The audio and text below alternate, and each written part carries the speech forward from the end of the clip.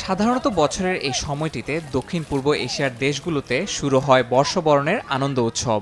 Thailand, Laos, Cambodia এবং মিয়ানমারে দিন কয়েক ধরে চলে জল উৎসব।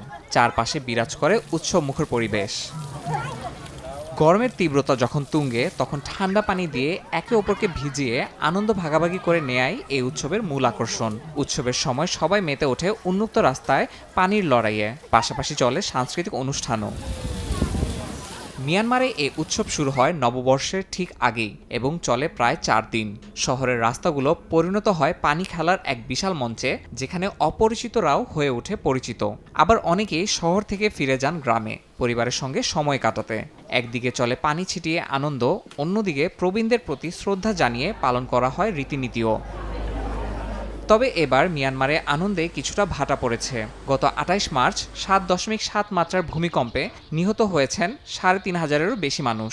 ক্ষতিগ্রস্ত এলাকাগুলোতে এখনও চলছে উদ্ধার কাজ ও পুনর্বাসনের প্রচেষ্টা। ক্ষতিগ্রস্ত পরিবারগুলো এখনও শোকে কাতর। নতুন বছর মিয়ানমারের জন্য নতুন এক শুরু হোক, এই প্রার্থনাই এখন সবার মুখে মুখে। ইয়াসিন মোহাম্মদ জিসান, সময় সংবাদ।